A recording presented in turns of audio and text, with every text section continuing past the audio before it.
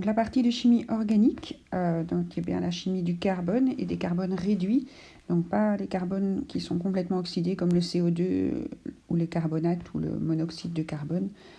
Ça, c'est de la chimie minérale. Donc en chimie organique, on aura toujours du carbone, pas mal d'hydrogène, donc c'est souvent des squelettes d'hydrocarbures, des squelettes hydrogénocarbonés, on appelle ça. Et donc on va avoir plusieurs façons de décrire la molécule, de donner sa formule. Alors la formule brute qui ressemble à la formule de chimie minérale, qui va être surtout utile pour calculer la masse molaire, mais qui n'apportera pas beaucoup d'informations. La règle, c'est de placer d'abord les carbones, les hydrogènes, et puis ce qu'on appelle les hétéroatomes.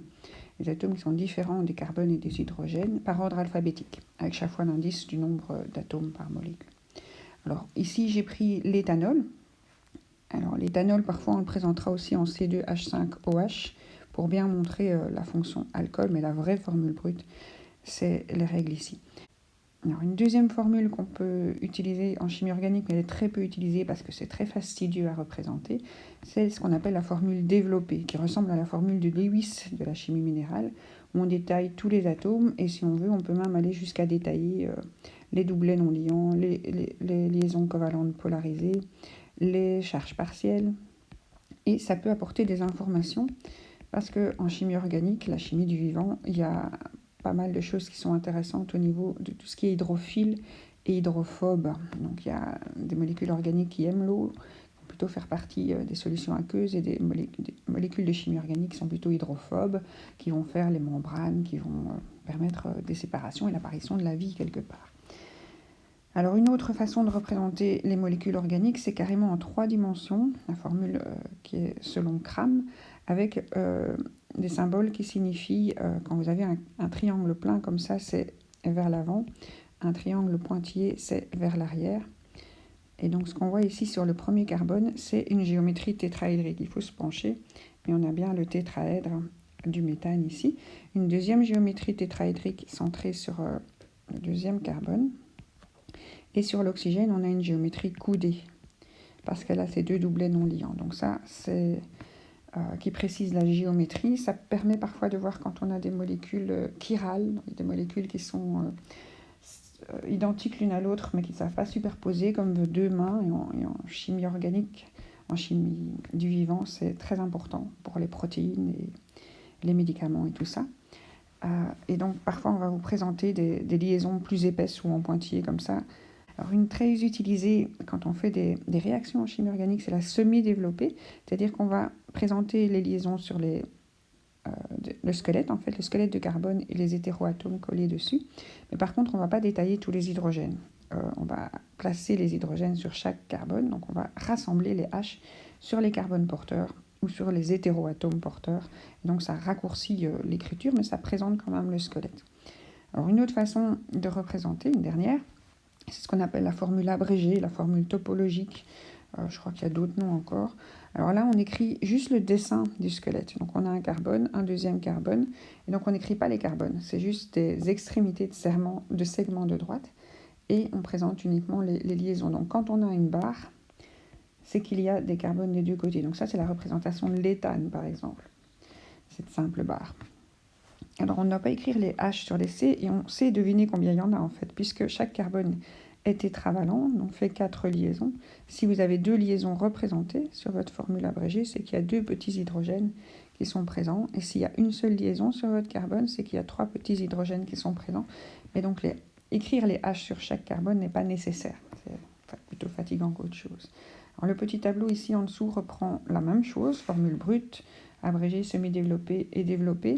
Mais j'ai présenté des isomères. Alors, des isomères, c'est des molécules, c'est défini ici en dessous, molécules ayant la même formule brute, mais une disposition relative des atomes différente. Donc, quand vous avez du C2H6O, ça peut être de l'éthanol, avec les 2 carbones et une fonction alcool, mais ça peut aussi être du diméthyléther, donc 2 carbones et un oxygène ici, et il y a chez tous les 2 6 hydrogènes, 1, 2, 3, 4, 5 et 6, et 1, 2, 3, 4, 5, 6. Donc ces molécules sont toutes les 2 C2H6O, donc c'est ce qu'on appelle des isomères. Comme les fonctions, donc ce qui est accroché sur le squelette, sont différentes, on a un alcool dans l'éthanol, on a un éther dans le diméthyléther, donc on appellera ça des isomères de fonction. Alors, il y a des isomères de fonction. Donc ça, c'est quand les fonctions, donc les choses accrochées sur le carbone sont différentes. Et il y a des isomères de position. Donc dans ce cas-là, vous avez toujours la même fonction. Ici, c'est une fonction acide, c'est OOH, mais qui est placée sur un squelette différent. Donc ça, c'est des isomères de position. Alors, les formules semi-développées, j'ai déjà décrit plus haut. Ici, j'ai représenté les zones polaires et les zones apolaires. Donc quand on a des molécules organiques, quand on a du carbone et de l'hydrogène, donc tout ce qui est les petites barres, tout ce qui est carbone, tout ce qui est hydrogène, c'est quelque chose qu'on dit apolaire. Donc apolaire, ça veut dire que ça ne présente pas de pôle. En fait, dans la géométrie tétraédrique du méthane, les liaisons covalentes polarisées, légèrement polarisées entre le carbone et l'hydrogène, sont assez symétriques et donc la moyenne des charges plus et moins s'annule sur les carbones. Et donc quand vous avez du CH3, du CH2 et autant que vous voulez, c'est une zone plutôt apolaire. Donc dans la membrane grasse de la cellule, c'est vraiment de longues chaînes hydrocarbonées qui forment la partie hydrophobe de la membrane. Donc tout ce qui est hydrocarbures, c'est du pétrole, ça n'aime pas l'eau, ça fait des marées noires, c'est moins dense que l'eau. Et par contre, dès que vous avez des fonctions souvent avec l'hétéroatome oxygène, vous avez des zones qui ressemblent plus à de l'eau. OH, c'est quelque chose de polaire comme l'eau. Et donc quand vous avez des zones polaires comme ça, vous pouvez faire des ponts hydrogènes. Des ponts hydrogènes avec de l'eau. Et dès que vous avez des molécules qui savent faire des ponts hydrogènes, dans ce cas-là, c'est plutôt hydrophile. Donc l'éthanol, il a une partie hydrophobe, une partie hydrophile. Et quand il a un petit peu de deux, ça s'appelle une molécule amphiphile. Amphiphile. Comme vous avez les voitures amphibies qui peuvent aller sous l'eau et sur la terre, par exemple. Et donc l'éthanol va être un bon solvant mixte, en fait, pour mélanger des phases hydrophiles et hydrophobes. Ça va parfois aider au mélange des molécules. Voilà, alors on reprend les différentes fonctions. Donc pour l'instant, les seules questions d'organique qui sont tombées concernaient souvent l'identification de fonctions. Donc pour savoir le petit tableau ici en bas, donc ça va reconnaître les alcools. Donc les alcools, c'est des OH. Mais attention qu'il faut qu'il n'y ait rien d'autre à côté. Il faut que c'est... Parce que si vous avez du OH, mais avec un CO à côté, n'appelez jamais ça un alcool. Donc la fonction doit comprendre la fonction entière, donc pas des morceaux de fonction juxtaposés. Donc les alcools, c'est OH. Alors si vous vous amusez à accrocher deux alcools ensemble, donc l'éther, c'est la molécule qu'on obtient par condensation de deux alcools. Mais il y a aussi des amines, donc ça c'est amine quand on est toute seule. Quand on est deux, on a mis deux, vous voyez qu'il y a un 2 ici. Donc quand il y a à la fois l'amine et le CO, donc ça fait amide. Alors quand le CO est seul, quand il est seul et en bout de chaîne, donc vous voyez ici qu'il n'y a plus rien à côté, c'est ce qu'on appelle un aldéhyde. Si jamais vous avez ce CO, mais qui est cette fois-ci, on pourrait dire secondaire, au centre d'une molécule, donc il n'est plus en bout de chaîne, dans ce cas-là, attention, ça change de nom, ça devient une cétone. Donc vous avez par exemple l'acétone, quelque chose qu'on utilise pour dissoudre les solvants, les vernis. C'est ce genre de molécule, propane, 2-one. Je ne sais pas si vous précisez la place de la fonction one, la fonction cétone. Dernière, c'est l'ester. Donc là, vous avez un S, vous voyez que c'est au pluriel. Donc ici, de nouveau, il y a deux choses. Il y a le CO et le O. Alors que dans l'éther, vous n'avez pas le pluriel. Il n'y a que le O. Les fonctions organiques, elles sont reprises ici, mais classées vraiment où on les repère. Si c'est en bout de molécule, si c'est en milieu de molécule. Si elles ont des CO et si elles n'ont pas les CO. Non. Alors pour les condensations, dont j'ai déjà parlé un petit peu, c'est quoi une condensation ? Il y a plusieurs réactions différentes. Donc le point commun de toutes les condensations, c'est que vous allez chaque fois libérer de l'eau. Vous allez accrocher deux molécules, donc vous allez faire une plus grande molécule. Donc avec deux morceaux, vous faites un seul morceau. C'est aussi une façon de condenser les choses. Là. D'ailleurs, ce sont des réactions qui sont à l'état d'équilibre. C'est-à-dire qu'il y a une réaction directe et inverse. La directe étant la condensation, l'inverse étant l'hydrolyse. Dans l'hydrolyse, vous entendez couper avec de l'eau. Alors, alcool plus alcool, j'ai déjà parlé au-dessus. Donc, quand vous avez un alcool et que vous retirez de l'eau, vous avez la fonction qui se retrouve liée ici. Hein. Donc, la nouvelle fonction, elle est là. Et donc, ici, vous avez fabriqué de l'éther. Donc, avec de l'alcool 1, 2, 3, du propanol, du propane 1-ol, parce que l'alcool pourrait être placé ailleurs. avec de l'éthanol, vous faites du... Alors, son nom, c'est éther. C'est du 1, 2, 3 et 1, 2. Du éthylpropyléther. Les substituants se mettent dans le bon sens, dans l'ordre alphabétique. Deuxième type de condensation. Donc, on peut faire des éthers par condensation. On peut faire des esters. Pour faire de l'ester, vous avez besoin de deux choses, à la fois le CO et le O. Donc, vous allez prendre un acide et un alcool. Alors, votre acide et votre alcool vont aussi condenser. C'est-à-dire que vous allez avoir un bout de l'alcool et un bout de l'acide qui vont se coller. Et donc, vous allez retirer OH et H. Et vous allez recoller les morceaux. Donc, je parle parfois d'un bras sanguinolent, d'un morceau. Si l'eau s'en va, il y a un carbone à qui il manque une liaison, il y a un oxygène à qui il manque une liaison, et ils vont reformer la liaison entre eux. Dernière façon de faire une condensation, c'est quand on forme des amides. Donc, je rappelle, quand vous avez deux choses, carbone et azote.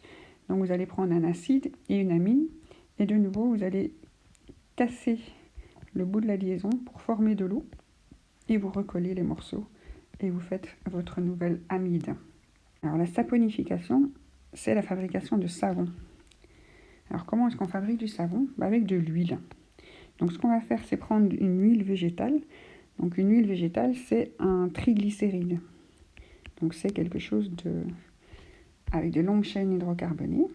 Et on va l'hydrolyser, non plus avec de l'eau, mais avec une base forte, donc une base hydroxylée. Donc, ça peut être du NaOH ou du KOH. On ne va pas avoir le même genre de savon. Et on va toujours avoir le même effet. C'est-à-dire qu'on coupe les liaisons ester. Donc, vous avez un ester. Vous avez un triester, en fait, dans un triglycéride. Et quand vous hydrolysez avec de l'eau ou avec une base, quand vous saponifiez, c'est plus avec une base forte, vous allez couper les esters. Donc, quand vous coupez les esters, vous venez, en fait, rajouter les morceaux. Donc, le H va venir se mettre là. Donc, le H, quelque part, c'est peut-être le OH qui va se mettre ici. Et de l'autre côté, vous allez avoir le ONA. Donc, vous allez saponifier. Donc, qu'est-ce que vous faites? Vous faites un acide, mais un sel d'acide. C'est pas COOH, c'est COONA. Donc, quand vous avez un métal positif et l'acide COO moins, vous avez un sel. Et ce sel d'acide gras, parce que vous avez quelque chose de très très long ici, est ce qui sera votre savon. Alors, votre acide gras, votre savon, il est représenté ici par cette petite barrette jaune. Il a en fait des charges négatives et une molécule polaire ici. Vous avez des delta plus, des delta moins. Et vous voyez d'ailleurs que l'eau fait des ponts hydrogènes. L'eau représentée avec son grand oxygène et ses deux petits hydrogènes. Et donc on voit qu'elle vient se mettre sur ce qu'on appelle les têtes polaires du savon et les queues hydrophobes. Il n'y en a qu'une ici. Le savon a une seule queue hydrophobe. Ça repousse l'eau. Donc tout ce qui est CH3, CH2, ça c'est apolaire, c'est hydrophobe. Alors que le COO- est polaire, très polaire d'ailleurs. Donc c'est le même genre. Le triglycéride, 3 queues hydrophobes, le savon, une seule queue hydrophobe, et entre les deux, vous avez le phospholipide des membranes qui a 2 queues hydrophobes. C'est le même genre de molécules amphiphiles, donc avec un côté qui aime l'eau, l'autre côté qui n'aime pas. Alors le savon a cette particularité qu'il a une structure assez triangulaire, donc comme les molécules du trivial poursuite, si vous les emboîtez les unes avec les autres, vous allez faire une structure avec un centre gras, puisqu'il y aura toutes les queues hydrophobes. Ça s'appelle une micelle. Et cette micelle de graisse, elle est soluble dans l'eau. Donc c'est comme ça que le savon fonctionne. Les queues hydrophobes vont dans les graisses et vous passez votre éponge et le gras se retrouve piégé et soluble dans l'eau tant qu'il y a suffisamment de savon. Dès qu'il n'y a plus assez de savon, vous ressentez le gras à la surface de votre lessive ou de votre vaisselle.